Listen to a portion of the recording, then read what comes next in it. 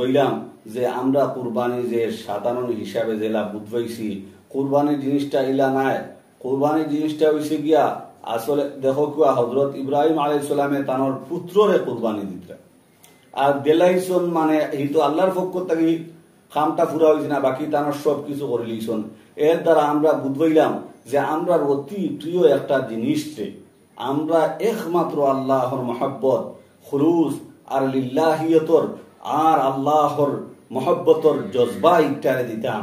আর আমরা কুরআন শরীফেরও আয়াত পড়েছি যে লা ইয়ানালাল্লাহু লুহুমুহা ওয়ালা দিমাউহা ওয়ালাকিন ইয়ানালুহুত তাকওয়া মিনকুম, যে আল্লাহর কাছে তুমাতান যে গোশত উপস্থিত না কুরবানির, আর লা ইয়ানালাল্লাহু লুহুমুহা ওয়ালা দিমাউহা কুরবানির রক্ত উপস্থিত নাই, একমাত্র আল্লাহর কাছে তাকওয়া ফসিব। অর্থাৎ আল্লাহর লাগি তোমাতান কুরবানির গোশতরও দরকার নাই, রক্তরও দরকার নাই, আসল তোমাতান কাছ থেকে তাকওয়া চাইত্রা আল্লাহ রাব্বুল আলামিন।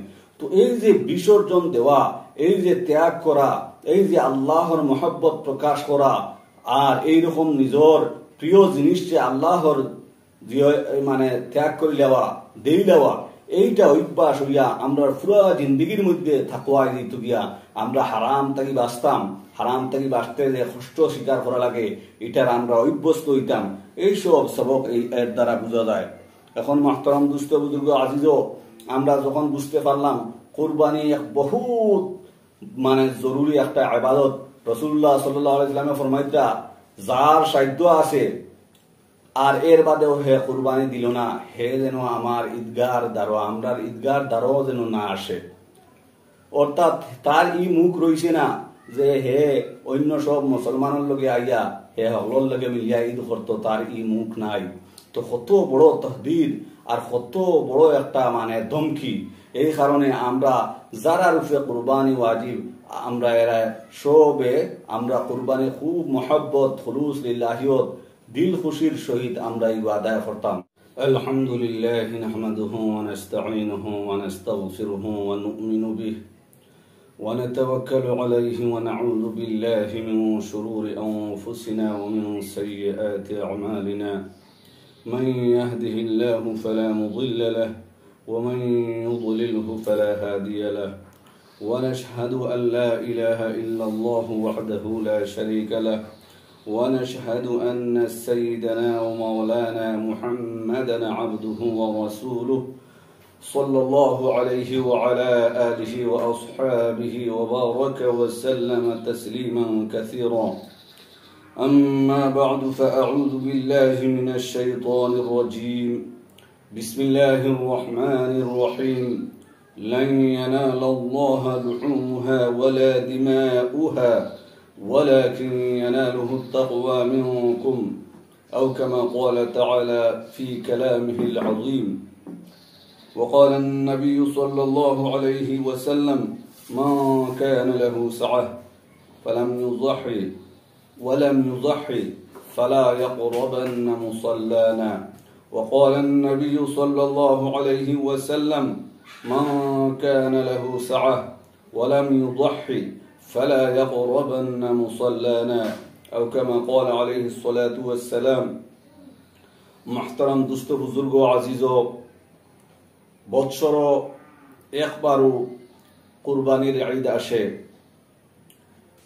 আর বৎসর একবার হওয়ার কারণে আমরা এক বৎসর কুরবানি দেওয়ার পরে আর মধ্যে আর এক বৎসর অতিবাহিত হওয়ার কারণে অনেক মাসলা আমরা ভুলিয়া যাই। কুরবানির অনেক ব্যাপক মাসাইল আছে, অনেক বিভিন্ন লাইনের মাসআলা আছে। অনেক সময় বিভিন্ন মাসআলা না জানার কারণে উল্টা করার কারণে আমরা কুরবানি হইতো নাই।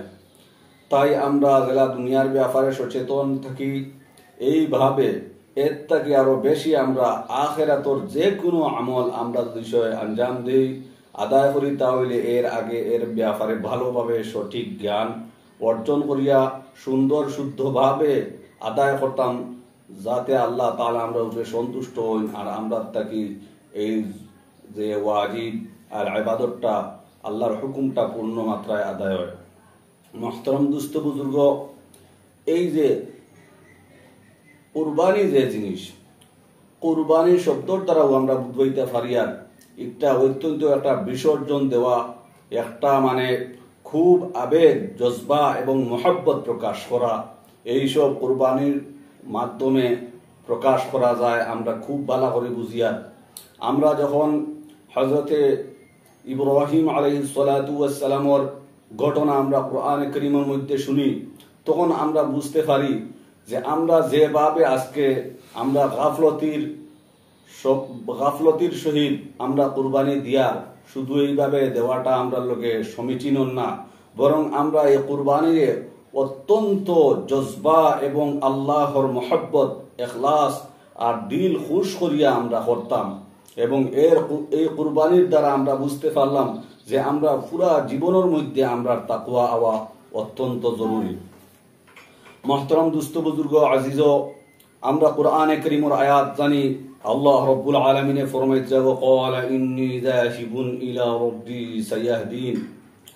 হযরত ইব্রাহিম আলাইহিস সালাতু ওয়াস সালামে হযরত ইসমাঈল আলাইহিস সালাতু ওয়াস সালাম রে কুরবানির লগে যে প্রস্তুতি এবং চেষ্টা করলা তার ব্যাপারে আলোচনা ওর যে এক সময় হযরত ইব্রাহিম আলাইহিস সালাতু ওয়াস সালাম তানোর যে স্থান, জন্মস্থান অর্থাৎ ইরাক, এই ইরাকের মধ্যে দেখলা যে এই জায়গাত আল্লাহর হুকুম আহকাম পালন করা অনেক কঠিন, আর এই জায়গার মানুষ আল্লাহর দিনের দিকে আর না। তখন তাই এই দারুল কুফরটা ছাড়িয়া তাই অন্যদিকে যাইবার ইচ্ছা করে লিলা, আর তাই বদরা ওয়াকালা ইন্নী যাহিবুন ইলা রাব্বি সায়াহদিন। আল্লাহ রাব্বুল আলামিন হযরত ইব্রাহিম আলাইহিস সালাতু ওয়াস সালামের কিসসা এইভাবে বর্ণনা করা যে এক সময় হযরত ইব্রাহিম আলাইহিস সালাতু ওয়াস সালামে ফরমাইলা, ইন্নী যাহিবুন ইলা রাব্বি, আমি আমার রবের দিকে আমি চলিয়া যাইয়ার গিয়া, সায়াহদিন, তাই আমারে রাস্তা দেখাইবা। অর্থাৎ আমি রাস্তা কি বারইয়া যাইয়ার গিয়া এই দারুল কুফরে ছাড়িয়া যাইয়ার গিয়া, আর কোন জায়গাত যাইতাম, যে জায়গাত আমার প্রতিপালকে হুকুম করবা সেই জায়গাতো আমি যাইমু। দেখো কুয়া নিজের জন্মস্থান, নিজের এলাকা, দেশ ছাড়াইবু অত্যন্ত কঠিন ব্যাপার, কিন্তু আল্লাহর দিনের লগে, আল্লাহর সন্তুষ্টির লগে তাইন তানোর এই জায়গারে ছাড়িয়া যাইতা গিয়া কোন জায়গায় যাইতা, যে জায়গাত আল্লাহ রব্বুল আলামিনে যাওয়ার হুকুম করবা সেই জায়গাতো। তখন তান রে হুকুম করা হইল মুলকে শাম যাওয়ার লগে। তখন হযরত ইব্রাহিম আলাইহিস সালাতু ওয়াস সালাম মুলকে শামের মধ্যে গেলা। সেই জায়গাত গিয়া তাইন তাকলা তানোর সন্তান পাইত্রা না। তখন আল্লাহ রব্বুল আলামিনের কাছে দোয়া করলা, রব্বি হাবলি মিনাস সালিহিন, হে আমার প্রতিপালক, আপনি আমারে এমন একজন পুত্র দান করকুয়া যে নেক মানুষের মধ্যে হইয়া থাকে।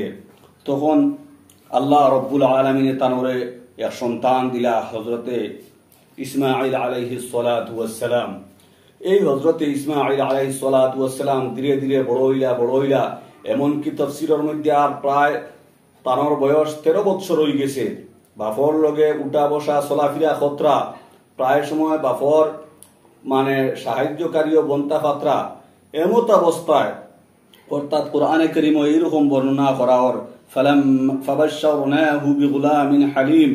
আল্লাহ রাব্বুল আলামিন কইতরা ইব্রাহিমে যখন দোয়া করলা, দোয়ার পরে আমি কিতা করলাম, ফাবাশশারনাহু বিগুলামিন হালিম, একজন সহনশীল, বুদ্ধবার, অত্যন্ত সবর করনেওয়ালা একজন পুত্রর আমি সুসংবাদ দিলাম।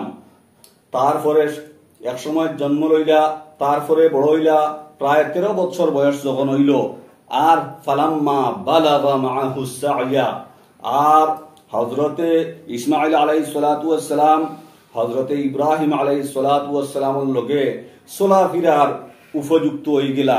তখন আল্লাহ রব্বুল আলামিনে হুকুম করলা, আল্লাহ রব্বুল আলামিনে হযরতে ইব্রাহিম আলাইহিস সালাতু ওয়াস সালামের রে খাবর মধ্যে নিজের পুত্র জবাহ করা, ওখান কুরবানি করা, ওখান দেখাইলা। খাবর মধ্যে দেখাইছন, ডাইরেক্ট আল্লাহ রব্বুল আলামিনে হুকুম করছেন না, শুধু খাবর মধ্যে দেখাইছন।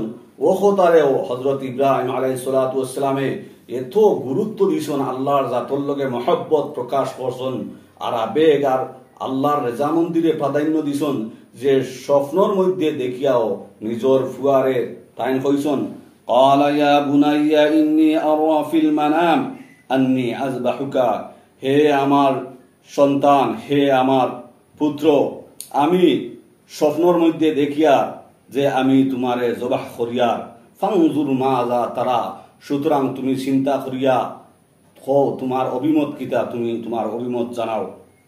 তখন হজরত ইব্রাহিম আলাইহিস সালাতু ওয়াস সালামর সন্তান তো হজরত ইসমাঈল আলাইহিস সালাতু ওয়াস সালাম আসলা।